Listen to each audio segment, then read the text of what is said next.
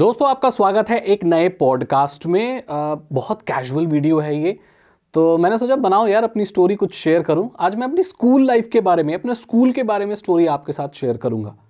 तो कैसे मेरी स्कूलिंग हुई, मैं कौन से स्कूल में पढ़ता था, मैं कैसा पढ़ता था, ये सारी जानकारियाँ, मेरे स्कूल का इतिहास क्या है, मैंने जो स्पीकिंग है उसकी शुरुआत जो सीखने की वो कहाँ से की, क्योंकि कोई भी बच्चा होता है जो भी स्किल डेवलप करता है वो स्कूल से डेवलप करना शुरू कर देता है। तो मेरे स्कूल में कैसे मैंने स्पीकिंग सीखी, जो आगे डेवलप करके मैं यूट्यूबर बन गया, वो बताने वाला। देखो, आपको पता होगा बहुत सारे लोगों को कि मैंने अपनी स्कूलिंग केंद्रीय विद्यालय से की है। केंद्रीय विद्यालय संगठन, जिसे इंग्लिश में लोग सेंट्रल स्कूल भी बोलते हैं, सेंट्रल स्कूल बोलते थे पहले, अब केवीएस बोलते हैं, केंद्रीय विद्यालय बोलते हैं। आपको पता होगा कि केंद्रीय विद्यालय बहुत हैं, लाइक पूरी इंडिया में 1253 केंद्र विद्यालय हैं, और 3 तो विदेश में भी हैं, रशिया में है, ईरान में है और नेपाल में है। तो इसका मतलब है कि ये ऐसे स्कूल हैं जो ना पूरे देश में बल्कि बाहर के देशों में भी हैं। अब ये स्कूल बनाए क्यों गए? आपको पता है, ये केंद्रीय विद्यालय यानी कि सेंट्रल गवर्नमेंट के उसमें आता है ये। तो ये उन लोगों के लिए बनाए गए जैसे जो लोग पैरामिलिट्री फोर्सेस में काम करते हैं। जैसे मेरे पिताजी पैरामिलिट्री फोर्सेस में काम करते थे, तो उनके परिवार कहाँ पढ़ेंगे? क्योंकि अगर कोई फोर्स में है, आर्मी में है, तो आज वो 3 साल यहाँ पोस्टेड है, ड्यूटी कर रहा है, 3 साल बाद उसका ट्रांसफ़र इंडिया में कहीं भी आ सकता है। तो उसके बच्चे तो यहाँ पढ़ रहे हैं, तो वो जो चले जाएंगे तो कहाँ पढ़ेंगे? तो फैमिली लाइफ मेंटेन करना बहुत दिक्कत होती है एक पैरामिलिट्री फोर्सेस या आर्मी पर्सनल के लिए। इस चीज़ को सॉल्व करने के लिए सरकार ने क्या किया कि लगभग हर डिस्ट्रिक्ट में या हर दूसरे डिस्ट्रिक्ट में पूरे भारत में केंद्रीय विद्यालय बना दिए। ये कहने को तो सरकारी स्कूल हैं, लेकिन यहाँ का अंदर का सारा इंफ्रास्ट्रक्चर या सब कुछ एकदम मॉडर्नाइज्ड और एकदम परफेक्ट और एकदम बढ़िया है। मतलब जैसे आपके दिमाग में सरकारी स्कूल्स का से आता है, वैसा नहीं है। बहुत ही मॉडर्न स्कूल होते हैं, पढ़ाई बहुत अच्छी होती है। यहाँ के जो टीचर होते हैं दोस्तों, बहुत क्वालिफाइड होते हैं। अगर आपके घर में भी किसी ने केवीएस के टीचर के लिए प्रिपरेशन की होगी, सो मैं तो ये कहूँगा कि it's very similar to preparing for UPSC. और जहाँ पर यूपीएससी का कंपटीशन है, वहीं पर आप केवीएस के टीचर के लिए कंपटीशन की बात करो तो लगभग सेम ही है भाई। एक उसके लिए वैकेंसी के लिए 10-10 हज़ार लोग अप्लाई करते हैं, क्योंकि बहुत अच्छी जॉब है, सेंट्रल गवर्नमेंट की जॉब है, बहुत बढ़िया जॉब मानी जाती है, और टीचर की जॉब तो वैसे ही बहुत अच्छी मानी जाती है। तो ये तो इसकी पूरी हिस्ट्री है। अब केंद्रीय विद्यालयों को शुरू होते हुए 60 साल हो चुके हैं, अभी ये अपना डायमंड जुबली बना रहे हैं। तो मैं सोचा यार ये तो बहुत अच्छा है, मैं सबको शुभकामनाएं देना चाहता हूँ जो भी बच्चे केवीएस में पढ़ रहे हैं, केंद्रीय विद्यालय में पढ़ रहे हैं। सागर भाई भी केंद्रीय विद्यालय से पढ़ के ही आए हैं। मैंने अपने 12 साल केंद्रीय विद्यालय में अपने पढ़ाई की है, जो भी है, और अलग अलग केवी चेंज किए। मैंने बहुत सारे केंद्रीय विद्यालय देखे। मेरे पापा का जो ट्रांसफ़र है वो हर 2-3 साल में हो जाता था, तो हम कोई दूसरी जगह चले गए। तो पहले सबसे पहले हरियाणा से शुरू किया, देन उसके बाद चंडीगढ़ चले गए, देन वहाँ से चेंज करके हम झारखंड चले गए, देन वहाँ से चेंज करके हम ऐसे पूरा हमारा चेंज, फिर उत्तर प्रदेश चले गए, तरह तरह की फिर हमने अपने चेंज किए स्कूल, और सारे केंद्रीय विद्यालय ही थे। ठीक है, तो जो 60th जो अभी ये एनिवर्सरी बना रहे हैं अपनी, तो मैं शुभकामनाएं देना चाहता हूँ। अब मैं कुछ अपनी पर्सनल चीज़ें शेयर करता हूँ जो मेरे स्कूल से रिलेटेड है। अब मैं स्कूल जाता था, कैसे जाता था? तो मेरे स्कूल जो शुरू होता था वो होता था 7:40 से, सुबह 7:40 थे। अब क्या है कि जिन लोगों के मम्मी पापा जो पैरामिलिट्री फोर्सेस में काम करते हैं उनको बसेस मिलती हैं, लेकिन कई सारी यूनिट्स में क्या होता है कि जो ट्रक होते हैं जिसमें फोर्सेस के लोग बैठ के जाते हैं, ठीक है ना, मिलिट्री ट्रक्स होते हैं, हम उसमें बैठ के स्कूल जाते थे। उसमें बहुत सारे लोगों को सीट मिलती है, बहुत सारे लोगों को सीट नहीं मिलती, तो ऐसे खड़े होकर जाना पड़ता है। वो ट्रक होते हैं, तो वो हम पकड़ते थे और ट्रक में बैठ के आराम से स्कूल जाते थे। अब हम स्कूल पहुंचते थे, 7:40 का स्कूल होता था, 7 बज के कुछ मिनट में हम स्कूल पहुंच जाते थे। बहुत सारे लोगों को स्कूल में जाने के लिए फैंसी बसेस वगैरह मिलती हैं। अगर आपके भी स्कूल में आपने देखा होगा कि अगर कोई ट्रक से आते हैं, केवी में पढ़ते होगे, तो वो सारे मिलिट्री के बच्चे आते हैं। हम उसमें जाते थे, पहुंच जाते थे। हमारी असेंबली होती थी, और असेंबली हमारी बहुत बढ़िया होती थी। हमारी असेंबली में क्या होता था, पहले तो प्रार्थना होती थी, तमसो माँ ज्योतिर्गमय दया कर दान विद्या का हमें परमात्मा देना, ये होता था। ठीक है, तो और हमारी जो यूनिफॉर्म है ना, जो लोग केंद्रीय विद्यालय में पढ़ते हैं, आपको पता होगा हमारी यूनिफॉर्म, वो लास्ट हम बच्चे थे जब यूनिफॉर्म चेंज हुई, क्योंकि 50 साल जब कंप्लीट किए थे ना केंद्रीय विद्यालय ने, तो उसकी यूनिफॉर्म बदल गई थी। वो पूरी रेड चेक वाली और वो ग्रे कलर की पैंट आ गई थी। लेकिन हम उस बैच से थे जो आखिरी बैच था जिसने वो ब्लू वाली पैंट और वाइट शर्ट पहनी थी। तो ये बहुत इंटरेस्टिंग फैक्ट है कि आपके सागर भाई केंद्रीय विद्यालय से जब पास आउट हुए थे, जब उन्होंने अपनी 50th एनिवर्सरी बनाई थी, तो तब चेंज हो रही थी, लेकिन हम क्योंकि 11-12 में थे तो बोला यार ये तो बच्चे जाने वाले हैं अब, तो नई यूनिफॉर्म खरीदने की ज़रूरत नहीं है। तो हमने नहीं बदली, हमने वही ब्लू और वाइट वाली यूनिफॉर्म जो पिछले 50 साल चली केंद्र विद्यालय में, वो हमने पहनी। उसके बाद चेंज हो गई, वो अलग बात है। आपके बच्चे बहुत अलग यूनिफॉर्म पहनते हैं, वो 50वें साल के बाद चेंज हुई, हम 50वें साल से पहले वाले हैं। ये तो बहुत बढ़िया बात है। तो हमारा असेंबली होती थी, असेंबली में बहुत सारी चीज़ें, प्रार्थना होती थी, प्लेज होती थी, और हमारे यहाँ जो प्लेज होती थी वो होती थी 3 लैंग्वेज पे, इंग्लिश में भी, हिंदी में भी और संस्कृत में भी। और ये टर्न चलता रहता था, जैसे मंडे ट्यूसडे को ऐसे होगा, वेंसडे को ऐसे होगा, सैटरडे को ऐसे ऐसे होता था। और हमारे स्कूल में हाउसेस बटे होते थे। तो पहले असेंबली हुई, मैं आपको दिन के हिसाब से बताता हूँ। तो 7:40 आए, फिर आए, असेंबली के लिए खड़े हुए, असेंबली हुई। और हमारी असेंबली में जब होती थी प्रार्थना तो लास्ट में राष्ट्रगान जरूर होता था, बीच में क्विज भी होता था, और बहुत सारे कार्यक्रम होते थे, न्यूज़ सुनाई जाती थी। मैंने भी 2-3 बार अपने मॉर्निंग असेंबली में न्यूज़ बोली है। काफ़ी नर्वस हो जाता था मैं, क्योंकि उससे पहले मैं कभी इतने सारे लोगों के सामने कुछ नहीं बोला था। पूरा स्कूल खड़ा है उसके सामने, पढ़ के ही बोलनी थी न्यूज़, बट फिर भी मैं बहुत नर्वस हो जाता था, क्योंकि मैं इतना बहुत शाय था। मैं बहुत पब्लिक के सामने मैं नहीं बोल पाता था, इनफैक्ट मैं गा नहीं पाता था, बोल नहीं पाता था, छुप जाता था मैं। स्पीकिंग में बड़ी दिक्कत होती थी मेरे को। तो कोई विश्वास नहीं करेगा कि जो मैं एक इंसान जो यूट्यूबर बना है, उसको पब्लिक स्पीकिंग में दिक्कत होती थी भाई। बोल नहीं पाता था वो पब्लिक के सामने, दिक्कत तो थी। ठीक है, तो फिर प्रार्थना हो जाती थी, फिर हमारा फर्स्ट पीरियड होता था। देन हमारे ना 4 पीरियड होते थे स्टार्टिंग में। उसके बाद हमारा लंच ब्रेक होता था, रिसेस होता था, वो 11, साढ़े 11, 11:40 के आसपास होता था। ये एक जो पीरियड होता था हमारा, वो लगभग 40 मिनट का होता था। और उसके बाद जो लंच ब्रेक भी होता था 4 पीरियड के बाद, 11:30 बजे के पास, 11:40 के पास, तो वो भी 35 मिनट 40 मिनट चलता था। उसके बाद फिर होते थे टोटल हमारे 7 पीरियड होते थे, 7 से 8 वही चलते रहते थे। उसके बाद हमारी 1:40 को छुट्टी हो जाती थी, और फिर हम घर चले जाते थे उसी ट्रक में बैठ के। ट्रक आता था हमें लेने, उसके बाद फिर मैं सो जाता था, और फिर 4, साढ़े 4 ट्यूशन होता था, फिर चला जाता था। इस तरह से मेरी स्कूल लाइफ थी। अब मैं स्कूल के बारे में आपको और चीज़ें बताता हूँ। हमारी जो मॉर्निंग असेंबली होती थी ना, तो उसमें यूनिफॉर्म चेक होती थी, कभी कभी बहुत स्ट्रिक्ट होती थी। जो टीचर्स हैं वो अपने लाइन में घूमती थी और यूनिफॉर्म चेक करती थी। जिसकी प्रॉपर यूनिफॉर्म नहीं होती थी उसको पीछे निकाल दिया जाता था। जब असेंबली खत्म हो जाती थी, सारे लोग अपनी क्लासेस में चले जाते थे लाइन से, और उन लोगों को स्पेशल ट्रीटमेंट मिलता था। कई बार उनको बहुत डांट पड़ती थी, या उनको पूरा ग्राउंड में से वो उठाने के लिए, चीज़ें उठाने के लिए बोला जाता था, जो कि एक कम्युनिटी सर्विस या स्कूल सर्विस आप कह सकते हो। कभी कभी तो पूरे सारे ही बच्चे को स्कूल को रोक दिया जाता था कि यार आपका ग्राउंड है, आपने रैपर वगैरह फेंके हैं, इन सबको साफ करो, क्योंकि आप ही ने फेंके और आप ही का कर्तव्य है कि ये सारा आप उठाओ। तो सब हम करते थे, ये बहुत ज़्यादा होता था। हमारे स्कूल में ना हाउसेस सिस्टम था, जैसे उदयगिरी, नीलगिरी, टैगोर हाउस, अशोका हाउस, इस तरह से ना अलग अलग नाम से हाउस बटे थे, 4 हाउस बटे थे। अभी क्या है कि अलग अलग हाउसेस के हिसाब से अलग अलग टी शर्ट आ गई है केवीएस में। पहले नहीं था ऐसे, पहले क्या है, सेम वाइट कलर की यूनिफॉर्म हुआ करती थी, जो कि हम सैटरडे को पहना करते थे। उस वक्त पे पीटी हुआ करती थी, फिजिकल ट्रेनिंग होती थी। तो हमारे असेंबली जब खत्म हो जाती थी, उसके बाद जाने नहीं दिया जाता, बोला जाता 2 पीरियड या 1 पीरियड आपकी पीटी होगी। तो वो हम लोग पीटी वगैरह करते थे। और हाउस सिस्टम बहुत ही कमाल था। आपको ये बात नहीं पता होगी कि आपके सागर भाई क्लास 12 में अपने हाउस के कैप्टन थे। जी हाँ, मैं उदयगिरी हाउस का कैप्टन था। और जो हाउसेस होते हैं ना, उनकी अलग अलग एक्टिविटीज़ होती हैं, जैसे एक्स्ट्रा करिकुलर एक्टिविटी होती है, कल्चरल फंक्शंस होते हैं, वो सारी चीज़ें होते हैं। तो उसमें हाउसेस वाइज लोग पार्टिसिपेट करते हैं। तो जैसे 26 जनवरी की परेड होती है या 15 अगस्त की परेड होती है, तो केंद्रीय विद्यालय के जो स्टूडेंट्स होते हैं वो एकदम एग्जैक्टली वही मार्च पास्ट करते हैं जो मिलिट्री में सिखाई जाती है। और हमारे यहाँ जो लीडर होता है वो अपने आप को ये समझता है भाई वो कहीं का कर्नल है, और वो सब है। मैंने किया ये पूरा ऐसे हम लोग मैं फ़ोटोज़ भी कुछ यहाँ पर ऐसे लगा दूंगा, शेयर कर दूंगा। तो मैं वो मार्च पास्ट वगैरह 26 जनवरी पे, 15 अगस्त पे भी किया करता था, अपने पूरे हाउस को लीड किया करता था।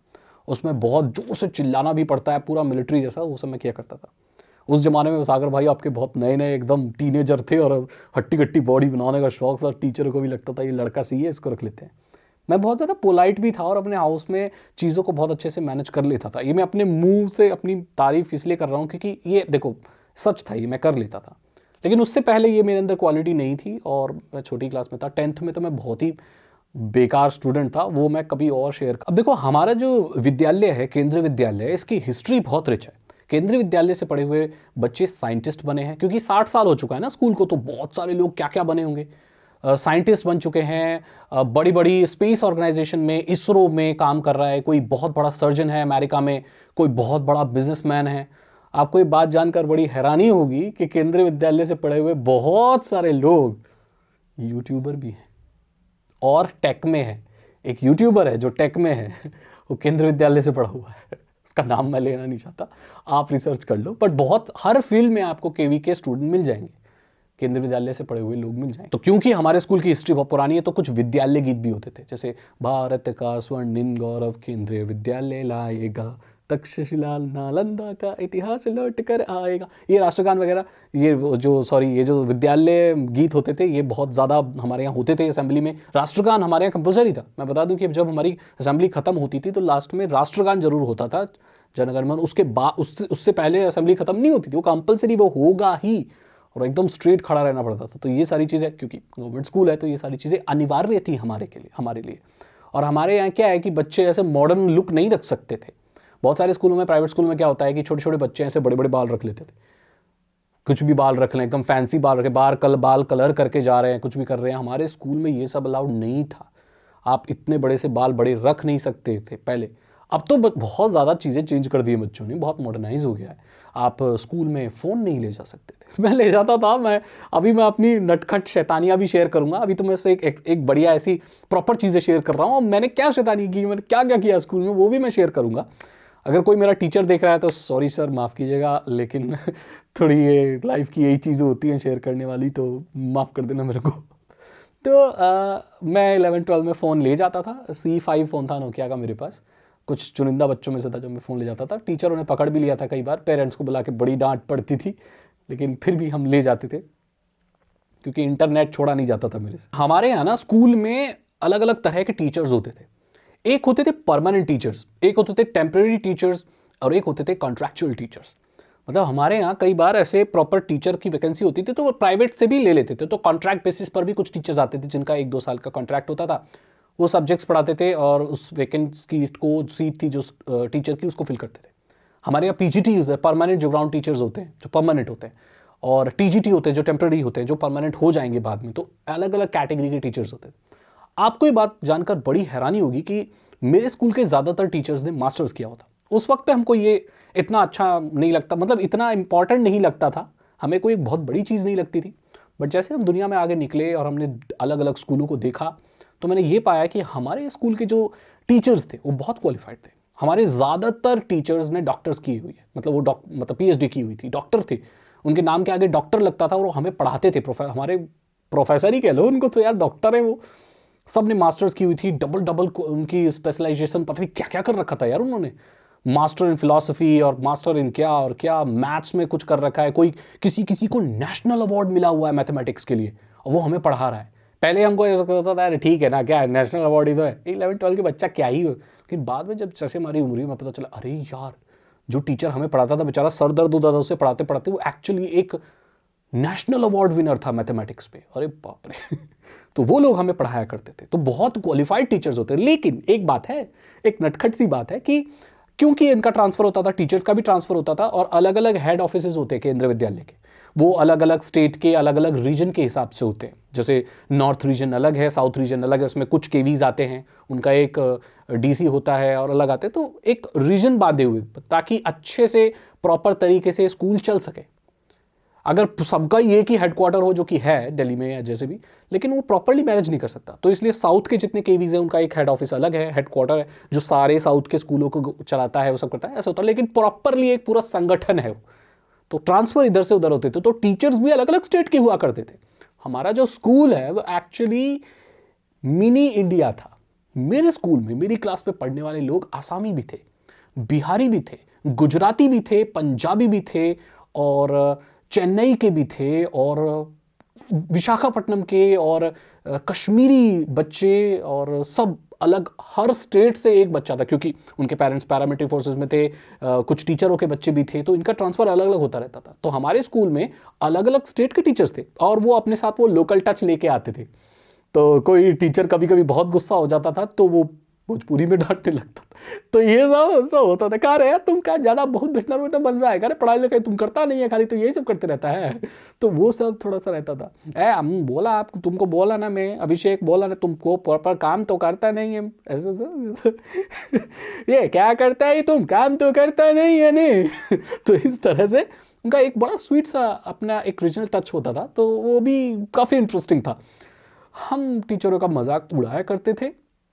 जो कि ज़्यादातर बच्चे करते हैं 11-12 में बच्चे होते हैं वो थोड़ा तो, लेकिन बाद में पता चला कि ऐसा नहीं करना चाहिए, बट अच्छी बात नहीं है, लेकिन हम करते थे। फिर टीचरों को पता भी चल जाता था और टीचरों के नाम रख दिया करते थे हम, जो मैं बता रहा हूँ बहुत गलत बात है ये, लेकिन ऐसा होता है। 11-12 के बच्चे सबसे ज़्यादा बेखौफ होते हैं। मैं तो कह रहा हूँ अब भी बड़े होने के बाद जब लोग अपना लेट 20s में पहुँचते हैं तब भी इतने बेखौफ नहीं होते जितना वो 18 साल का बच्चा 12वीं में बेखौफ होता है। उसको किसी बात का डर नहीं होता भाई, क्योंकि ना तो वो प्रॉपर बच्चा ही होता है, ना तो प्रॉपर जवान ही हुआ होता है, वो कहीं बीच में लटक रहा होता है। ये जो उम्र और बड़ी खतरनाक होती है। वो टीचरों से भी भिड़ जाते हैं, सब कुछ करते हैं। मुझे याद है मेरी क्लास के कुछ बच्चे से टीचरों से भिड़ जाया करते थे।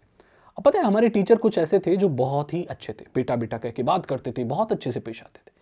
लेकिन कुछ टीचर ऐसे थे, अब हो सकता है ये मैं अपने स्कूल की बुराई नहीं कर रहा हूँ, बट हर स्कूल में ऐसे टीचर्स होते हैं। वो ऐसे टीचर थे कि वो पर्सनल दुश्मनी निकालते थे। ये बात मैं अब तक बोल सकता हूँ। मैं उनका नाम नहीं लूँगा क्योंकि वो अभी भी शायद जॉब कर रहे हो केंद्रीय विद्यालय में, या अब तो शायद रिटायर भी हो गए हों, लेकिन वो बच्चों के साथ पर्सनल दुश्मनी निकालते थे। इतना डांटना और पीटना भी नहीं चाहिए, पीटते भी थे पता है हमारे यहाँ। आजकल स्कूलों में ऐसा हो गया है कि टीचर्स बच्चों पे हाथ नहीं उठा सकते, लेकिन जब मैं पढ़ता था आज से 10 साल पहले तो भाई मारते थे। अभी भी मारते होंगे, बताओ कमेंट सेक्शन में। हमारे टीचर मारते थे, पर नॉर्मली नहीं मारते थे बड़े बच्चों को, बट जब हद से ज़्यादा चीज़ें आगे बढ़ जाती थी, बच्चे बहुत ज़्यादा ही उद्दंड हो जाते थे, तो फिर उनकी पिटाई पड़ती थी दोस्तों। और उनके जो माँ बाप थे वो सब मिलिट्री वाले थे, वो तो बहुत स्ट्रिक्ट थे, वो तो बोलते थे अरे मारो इसको, लगाओ, पीटो सर, काम नहीं करता तो पीटो, बच्चों ऐसे बोल के चले जाते थे। अब देखो ऐसा नहीं है कि हमारे स्कूल में सब बच्चों के माता पिता मिलिट्री में थे। क्या होता है कि फर्स्ट प्रायोरिटी मिलिट्री वाले लोगों को, बच्चों को दी जाती है, लेकिन जब अब सीट बच जाती है तो प्राइवेट लोगों को भी ले लिया जाता है। पहले इतना ज़्यादा मुश्किल नहीं होता था केंद्रीय विद्यालय में एडमिशन लेना एक प्राइवेट इंसान के लिए, लेकिन आजकल बहुत मुश्किल होता है। टोकन सिस्टम निकलता है और केवीएस में एडमिशन लेना बहुत मुश्किल है अब, क्योंकि वहाँ की पढ़ाई बहुत अच्छी मानी जाती है। अगर कोई बहुत ज़्यादा ट्रांसफ़र जा रहा है तो भाई अगर कोई ऐसा स्कूल ही नहीं होगा तो बच्चे कितना स्कूल बदलेंगे। प्राइवेट स्कूलों में आपको पता है एडमिशन लेने के लिए कितनी डोनेशन होती है, लेकिन केंद्रीय विद्यालय में इस तरह की कोई भी चीज़ नहीं होती। और ये बहुत ही इंटरेस्टिंग। एक्स्ट्रा करिकुलर एक्टिविटी के बारे में बात करें तो भाई हमारे स्कूल में ये चीज़ें तो भरी हुई थी। हमारे स्कूलों में वो चीज़ें होती थी जो किसी स्कूल में होती नहीं है। अब क्योंकि ये एक गवर्नमेंट स्कूल है तो यहाँ पर हिंदी पखवाड़ा मनाया जाता है, जिसमें एक कुछ दिनों के लिए विद्यालय के संपूर्ण कार्य हिंदी भाषा में किए जाते हैं दोस्तों। एक वजह यह भी है कि सागर भाई जो हिंदी बोलते हैं उनका जो उच्चारण है वो काफ़ी अच्छा है, बहुत अच्छा है, तो वहाँ हिंदी में सब कार्य किए जाते थे। मॉर्निंग असेंबली से लेके जितने भी ऑफिस के काम हो रहे हैं सब कुछ हिंदी में होंगे, क्योंकि प्रधानाचार्य ने कहा है कि हिंदी पखवाड़ा विद्यालय में मनाया जा रहा है, तो आप जो भी कार्य करेंगे वो सब हिंदी में करेंगे। तो इस तरह से वहाँ होता था, इसलिए भी हमारी हिंदी बहुत शुद्ध हो गई, क्योंकि हम कुछ बोलते थे इंग्लिश बोलते, बोला नहीं नहीं नहीं, कृपया हिंदी में कहिए, हिंदी में बोलिए। हमारे जो हिंदी के जो टीचर होते थे वो शुद्ध हिंदी में बात करते थे। जो हमारी इंग्लिश टीचर थी वो ऐसी इंग्लिश बोलती थी कि अरे बाप रे। तो इंग्लिश मीडियम स्कूल है वो, लेकिन वहाँ हिंदी संस्कृत हर लैंग्वेज पढ़ाई जाती है। अब तो उर्दू वगैरह भी पढ़ाई जाती है शायद बहुत सारी जगहों पर। आपको कल्चरल प्रोग्राम के बारे में बता रहा था, हिंदी पखवाड़ा मनाया जाता है, उसके बाद कल्चरल प्रोग्राम्स होते हैं, स्वागत गीत और ये सब गीत और वंदना गीत और ये वो डांस कंपटीशन, पोएम रिसाइट करने वाला, गाना गाने और सिंगिंग वाला, और अलग अलग तरह के स्पोर्ट्स का तो भाई अलग ही है कुछ। और एनुअल फंक्शन तो बड़ा कमाल होता है। हमारा एनुअल फंक्शन शाम को, रात को होता था। एनुअल फंक्शन जो होता है साल में एक बार होता है, और स्पोर्ट्स वो तो कुछ दिन चला करती थी। और हमारा स्पोर्ट्स क्या है, स्पोर्ट्स डे नॉर्मल स्पोर्ट्स नहीं होती है केंद्रीय विद्यालय में, regional level, state level, regional level, national level. अब क्योंकि पूरे भारत में केंद्रीय विद्यालय हैं तो क्या होता था कि ऐसा होता था जैसे वर्ल्ड कप नहीं होता है ना, या कोई बहुत बड़ा टूर्नामेंट नहीं होता है, ऐसा होता है केंद्रीय विद्यालय में, अलग अलग रीजन्स में, रीजनल ऑफिसेज में, देन स्टेट, नेशनल, ये सब। तो क्या होता था कि एक जोन में जैसे पूरे साउथ के जितने भी स्कूल हैं उन सब में अलग अलग स्कूल वाइज होता था। उनमें जो जीतता था फिर वो 4 स्कूलों का होता था, फिर 8 स्कूलों का होता था, फिर पूरे रीजन का, पूरे साउथ इंडिया का होता था। वहां से 4 बच्चे निकल के आते थे क्रिकेट के, फिर नॉर्थ से आते थे 4 बच्चे, फिर आपका ऊपर से आ रहे, ईस्ट से आ रहे हैं, तो सब करके हेड ऑफिस में एक पूरा मैच होता था। ये पूरी महीनों चीजें चलती थी। वहां से कोई एक टीम जीतती थी पूरी इंडिया से। केंद्रीय विद्यालय 1253 जो केंद्रीय विद्यालय हैं उन सब में छट के कुछ स्पोर्ट्स के बच्चे आते थे जो नेशनल तक जाते थे। नेशनल स्पोर्ट्स मीट होता था, वहां तक पहुंचते थे। कई बार तो हमारे स्कूलों ने, हमारे जिस स्कूल में मैं पढ़ता था, केंद्रीय विद्यालय नंबर 1 बोकारो स्टील सिटी, यहाँ से मैंने अपना फाइनल 12 पास किया है। मतलब यहाँ पर मैं 2009 में आ गया था, तो क्लास 9, 10, 11, 12 ये 4 क्लासें मैंने केंद्रीय विद्यालय नंबर 1 बोकारो स्टील सिटी से की हैं, जो कि झारखंड का एक बहुत बड़ा स्कूल है। यहाँ पर 4 सेक्शंस है, तो बहुत बड़ा विद्यालय है। यहाँ से मैंने अपनी 4 क्लासें पास की। उससे पहले मैं केंद्रीय विद्यालय डीवीसी बीटीपीएस में पढ़ता था, जो कि बोकारो थर्मल पावर स्टेशन है, चंद्रपुरा के पास ही झारखंड में एक जगह है। उससे पहले मैं चंडीगढ़ में पढ़ता था, उससे पहले मैं पानीपत में पढ़ता था। तो ऐसे ऐसे बहुत सारे, हरसिंहपुरा में पढ़ता था, करनाल में पढ़ता था। तो मैंने बहुत सारे केंद्रीय विद्यालय बदले हैं। तो ये सारे केवीओ में पढ़ के सारी वहाँ की चीज़ें मैंने ग्रैस्प कर ली। अब हमारे यहाँ जो स्पोर्ट्स के टीचर होते थे ना, पीटी वाले टीचर, अरे भाई बड़े कड़क होते थे वो। बच्चों को, जो लड़के हैं 11, 12 के बच्चे, मैंने कहा ना बड़े उद्दंड होते हैं वो, तो नॉर्मल टीचर्स के हाथ नहीं आते हैं वो। उनके लिए चाहिए उन्हीं की तरह सख्त टीचर। और सख्त टीचर किसी भी स्कूल में वो पीटी वाला, स्पोर्ट्स वाले सर होते हैं। बड़ा पीटते थे यार, वो बैट लेके ही शुरू हो जाते थे। अभी तो सोच के बड़ा डर लगता है कि सोचो कोई एक अधेड़ उम्र का इंसान, स्पोर्ट्स का टीचर, हट्टा कट्टा एक 12वीं को जो बैट से मार रहा है, इतना जोर से नहीं मारता लेकिन मारते थे भाई वो। तो और वो पता है, हमारे स्पोर्ट्स के टीचर जितने भी होते थे वो ऐसे स्पोर्ट्स में एक्सपर्ट होते थे जो खेला नहीं जाता स्कूल में। तो वो कितने ऑथेंटिक है उस टेस्ट करने का कोई तरीका नहीं है। हमारे यहाँ क्या खेलते थे नॉर्मली, हमारे स्कूल में फुटबॉल बहुत खेलते थे, क्रिकेट काफ़ी चलता था, ये सब चीज़ें चलती थी। और हमारा जो स्पोर्ट्स टीचर होता था वो किस में एक्सपर्ट है, लॉन टेनिस में। हमारे यहाँ होता नहीं। हमारे यहाँ बास्केटबॉल का कोर्ट होता था, वॉलीबॉल का भी होता था, ये सारे स्पोर्ट्स होते थे। लेकिन पता नहीं किस वजह से हमारा जो स्पोर्ट्स टीचर होता था वो ऐसे स्पोर्ट्स में एक्सपर्ट होता था जो हमारे स्कूल में नहीं होती। तो हम ये पता नहीं लगा सकते कि भाई ये बंदा कितना एक्सपर्ट आदमी है स्पोर्ट्स में। खैर ये पता नहीं किस वजह से है, लेकिन ऐसा होता था। आपको बताता हूँ एनुअल डे की जो चीज़ है, या कोई भी कल्चरल फंक्शन या कुछ भी ऐसा कोई होना है तो क्या होता था। अब देखो, कोई भी फंक्शन स्कूल में होता है तो उसकी तैयारी करने के लिए बच्चे बहुत पहले से क्लासेस छोड़ के जाते, क्योंकि भाई समय स्कूल का ही समय है ना, लिमिटेड समय है, तैयारी भी करनी है। तो बच्चे क्या करते थे, जो क्लासेस है वहाँ से उठ के अपना प्रिपरेशन के लिए या रिहर्सल के लिए जाते थे। और उसमें जिस सब्जेक्ट की क्लास होती थी उसका टीचर कुछ बोल भी नहीं सकता था, क्योंकि भाई ये तो स्कूल का काम है, अगर नहीं करेंगे तो भाई दूसरा टीचर बोलेगा, तो ऐसे उसकी बात तो नहीं काट सकते। वो भी एक टीचर ही है जो रिहर्सल करा रहा है, डांस का टीचर है, म्यूजिक का, आर्ट का टीचर है, या जो भी है। तो क्या होता था कि हम लोग ऐसे पार्टिसिपेट कर लेते थे और क्लास में बैठ जाते थे। तो हमें बुलाने के लिए बच्चा आता था कि चलो तुमको मैम बुला रही है, रिहर्सल करना है। तो बड़े शांत से उठ के जाते थे। ये नहीं पता है कि अबे 11, 12 में पढ़ते हो, तुम्हारे बोर्ड है यार, तुम रिहर्सल करने के लिए 3 क्लासेस छोड़ रहे हो अकाउंट्स की, तो ये तो काफ़ी दिक्कत वाली बात है। लेकिन बड़ा मज़ा आता था। मतलब स्कूल में मज़ा तभी आता था जब एनुअल डे की रिहर्सल होती थी या कोई स्पोर्ट्स डे की रिहर्सल होती थी, क्योंकि नॉर्मली स्कूल में पढ़ाई होती है, पढ़ाई के अलावा अगर कुछ चीज़ हो रही है जिसमें मस्ती करनी पड़ रही है, दिमाग नहीं लगाना पड़ रहा, तो ये बड़ा मज़ा आता था। और पूरे स्कूल में माहौल बना हुआ होता था। एक बहुत बड़ा हॉल था हमारा स्कूल का, वहाँ पर अलग अलग कंपटीशन, अलग अलग डांसेस की प्रिपरेशन चलती है, लड़कियाँ नाच रही हैं देश मेरा रंगीला, और हम बस ऐसी कैंटीन से समोसे खाते हुए घूम रहे, देख रहे क्या चल रहा है, नाच रहे लोग, नाच रहे। बड़ा मज़ा आता था। नहीं तो नॉर्मली क्या है यार, स्कूल में पीरियड चल रहे हैं, मैथ्स वाले सर गए, मैथ्स वाले पढ़ा के गए, साइंस वाले आ गए, फिर ये गए, फिर केमिस्ट्री वाले आ गए। तो क्या है, एक टीचर पढ़ा के जा रहा है और दूसरा बाहर खड़ा है कि वो अंदर आएगा, तो बच्चों को सांस लेने की फुर्सत नहीं, एक कॉपी बंद करी दूसरी निकाली पड़ रही। लेकिन स्कूल में एक ऐसे वक्त भी होते थे जब पढ़ाइयाँ इतनी नहीं होती थी, सिर्फ रिहर्सल होती थी। आप भी रिलेट कर पा रहे हो, बड़ा मज़ा आता था। तो हमारे यहाँ एनुअल फंक्शन शाम को होता था, उसकी प्रिपरेशन काफ़ी हफ्तों पहले से हो जाती थी। तो हम क्या करते थे कि देखो, जो रिहर्सल होती थी ना, उसकी एक फाइनल रिहर्सल स्कूल में भी दिखाई जाती थी उन लोगों के लिए, उन बच्चों के लिए जो एनुअल डे पे नहीं आएंगे, क्योंकि बहुत सारे बच्चे नहीं आते थे। मैं कोई भी एनुअल डे का फंक्शन मैंने अटेंड नहीं, क्योंकि वो रात को होता था। मेरे पेरेंट्स बोलते कहाँ रात को जाएगा, और मेरा वैसा भी था, मैं ज़्यादा नहीं था, क्योंकि वो सारी चीज़ मैं देख लेता था। जो भी लड़कियों का डांस है या जो भी रिहर्सल है या स्वागतम जो भी गीत हो रहा है, वो सब मैं, सरस्वती वंदना और ये सब जो होता था वो मैं देख लेता था। तो वो ना लास्ट के 2-3 पीरियड में रिहर्सल दिखाई जाती थी फाइनल। अब बताओ सागर भाई, आपके क्या करते होंगे? दोस्तों, मैं वहाँ चेयर टेबल लगाता था, क्योंकि बाद जो गेस्ट बैठेंगे, जो भी टीचर बैठेंगे या स्टूडेंट बैठेंगे जो भी है, तो उनके लिए मैं चेयर लगाता था ताकि बच्चे बैठ पाएँ, और वहीं खड़े होके मैं रिहर्सल देखता था, नाचते हुए बच्चे। उसके बाद टीचर हमें छुट्टी में भी जल्दी जाने नहीं देते, बोलते बेटा ये पहले चेयर तो अंदर हॉल में लगा के आओ, क्योंकि बाहर ग्राउंड में टेंट वगैरह लगता था, वहाँ पर ऐसे रिहर्सल वगैरह दिखाई जाती थी। तो हम भाई टेबल और चेयर उठाने का काम करते थे। मैंने माइकल जैक्सन के एक डांस की प्रैक्टिस की थी क्लास 12 में, बस किसी कारणवश टीचर ने लास्ट मोमेंट पर अलाउ नहीं किया। उन्होंने कहा कि अरे क्या माइकल जैक्सन की परफॉर्मेंस कर रहे हो। मैंने मून वॉक बहुत परफेक्ट की थी और बहुत सारे किया था, बट दुखद तौर पर वो परफॉर्मेंस कभी नहीं हो पाई दोस्तों। 10 साल हो चुके हैं उस परफॉर्मेंस को किए, मतलब रिहर्सल किए हुए, और वो परफॉर्मेंस आज तक नहीं हुई। खैर वो कोई बात नहीं। अब बात करते हैं एक और खौफनाक चीज़ की जो केंद्रीय विद्यालयों में होती है दोस्तों, वो है इंस्पेक्शन, एनुअल इंस्पेक्शन। अब क्योंकि ये स्कूल पूरा एक संगठन है, सरकारी स्कूल है, इसका एक हेड ऑफिस, एक रीजनल ऑफिस भी है और एक मेन दिल्ली में भी है।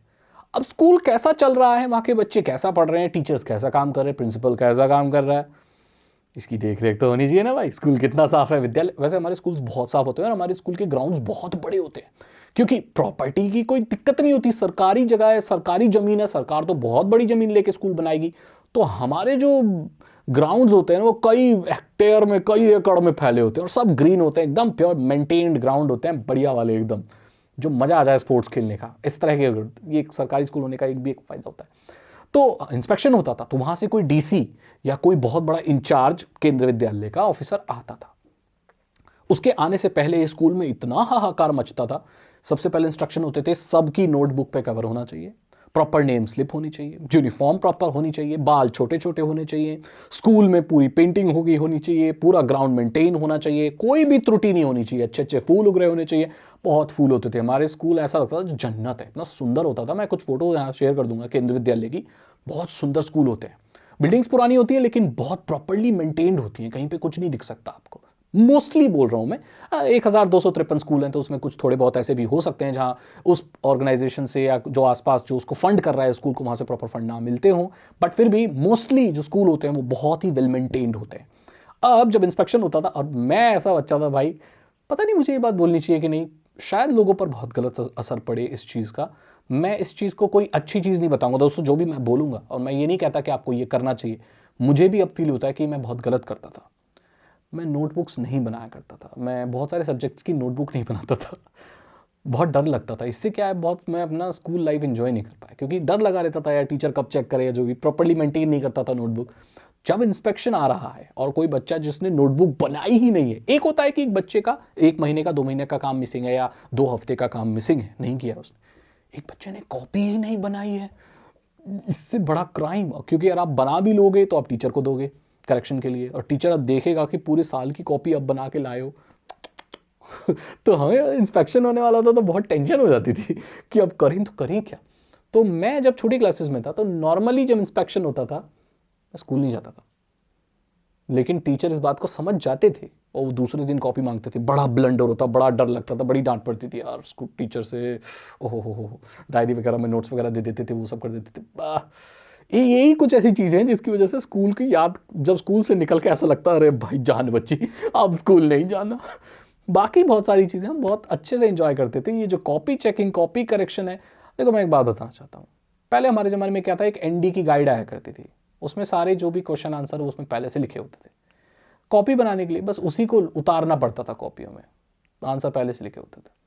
अब उसी चीज़ के लिए टीचर बहुत तंग करते थे, यार कॉपी क्यों नहीं बनाई भाई, जब वही चीज़ सेम उतारनी है तो फिर उसको क्यों उतारना है यार। अगर आप कोई अलग चीज़ पढ़ा रहे हो वो उतार रहे हो, वो मैं प्रॉपर्ली क्लास वर्क जो भी बोर्ड पे पढ़ाया जाता था वो मैं नोट करता था, लेकिन जो चीज़ें हमें वो एनडी की गाइड से उतारनी है वो मैं मोस्टली नहीं किया करता, जिसकी वजह से पूरे साल में मेरी आधी कॉपी भी नहीं भरा करती थी, एक नहीं भरा करती थी रजिस्टर तो प्रॉपर काम तो होता नहीं था, तो बड़ा लफड़ा रहता था यार कॉपी वॉपी ना बनाने का। तो एनुअल फंक्शन होता था, रात को होता था, लड़कियां मेकअप वेकअप करके चमचमाती आती थी, बहुत बढ़िया रहता था। अब इंस्पेक्शन का दिन आ गया दोस्तों, अब क्या है, जो ऑफिसर है जो इंस्पेक्शन करने वाला है केंद्रीय विद्यालय का, वो आता था। उस दिन की मॉर्निंग असेंबली में सारे आइटम होते थे, वैसे नॉर्मली नहीं होते थे इतने सारे, लेकिन क्विज भी होगी, न्यूज़ पता नहीं कितनी बड़ी होगी, आज का विचार ये तो होता था, थॉट ऑफ द डे तो हमेशा रहता था, थॉट ऑफ द डे, फिर विद्यालय गीत होता था, फिर सांप्रदायिक गीत होता था, फिर एक और भी बहुत सारे गीत थे हमारे यहाँ कुछ संस्कृत के थे, कुछ हिंदी के थे, कुछ उर्दू के गीत थे, फिर सारे जहाँ से अच्छा भी बज रहा है, फिर राष्ट्रगान हो गया, फिर उसके बाद भी और सारे गीत हो रहे हैं, उस चिप की भी प्रैक्टिस कराते थे वो लोग मॉर्निंग में, पहले जब होने वाला होता था वो सब हो गया, फिर प्रॉपर सब लाइन से जाएंगे। स्कूल में एक भी मिस्टेक नहीं होनी चाहिए, कोई बच्चा कुछ मिस्टेक नहीं कर सकता, इवन रिसेस में भी कोई दिक्कत नहीं होनी चाहिए क्योंकि वो इंस्पेक्शन वाली टीम आई हुई है।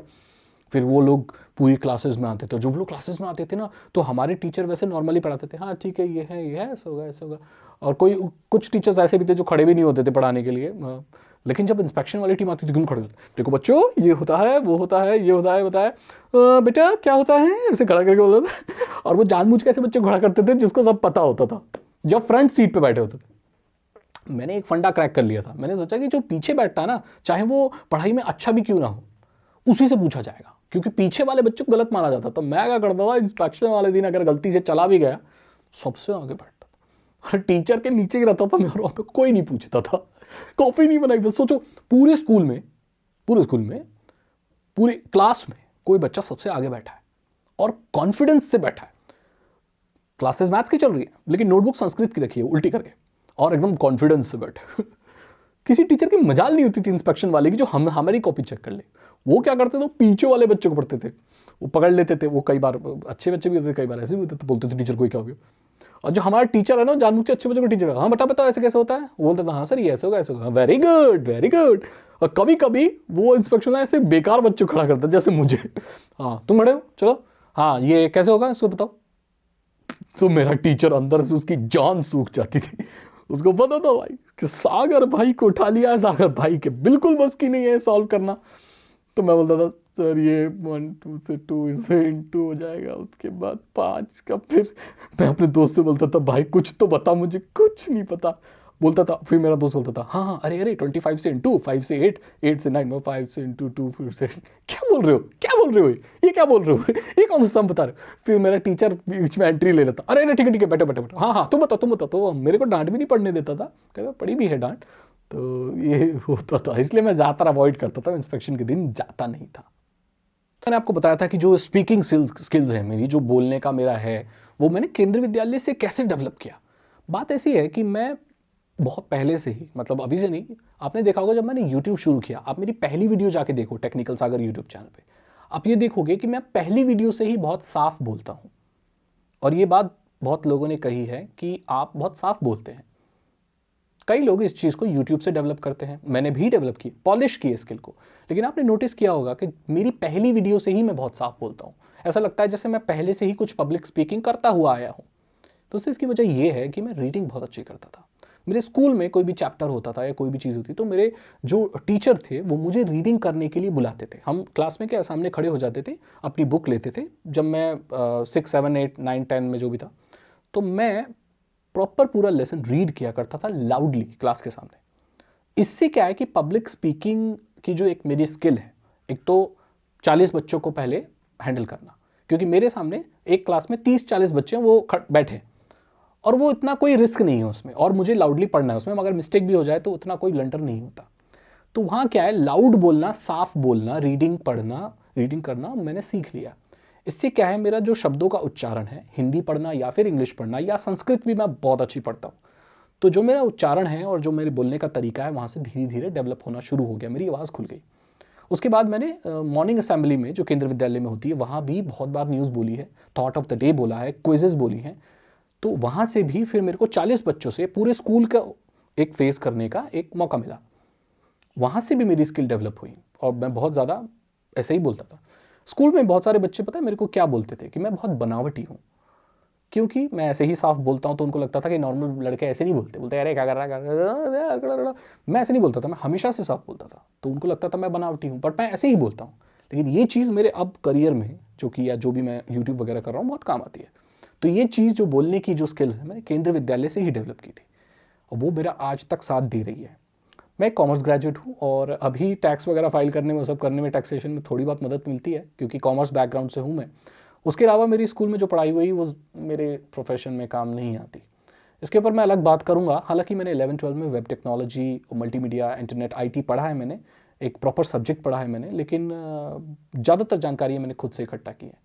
जो बेसिक्स हैं वो मैंने स्कूल में केंद्रीय विद्यालय में मल्टीमीडिया एंड वेब टेक्नोलॉजी में पढ़ा है। मेरे कंप्यूटर के टीचर जो होते थे क्लास 11 में, क्लास 12 में, वो मुझे बहुत पसंद किया करते थे।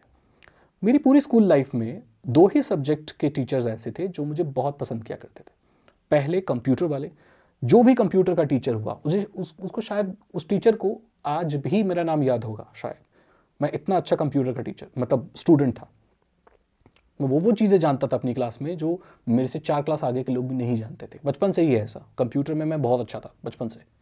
और इंग्लिश में मैं बहुत अच्छे मार्क्स लाता था। मैं ये नहीं बोलता हूँ कि मैं इंग्लिश बहुत ज़्यादा मैं अच्छी बोलता हूँ या इंग्लिश में मैं बहुत ग्रामर में और सब में मैं बहुत परफेक्ट हूँ, लेकिन फिर भी मैं इंग्लिश में बहुत अच्छा स्कोर किया करता था। मेरे मार्क्स ज़्यादातर 95, 96, 98, 100 में से इस तरह से आते थे। और कंप्यूटर में मेरे को 95 से नीचे गिराने वाला कोई था ही नहीं पूरे स्कूल में।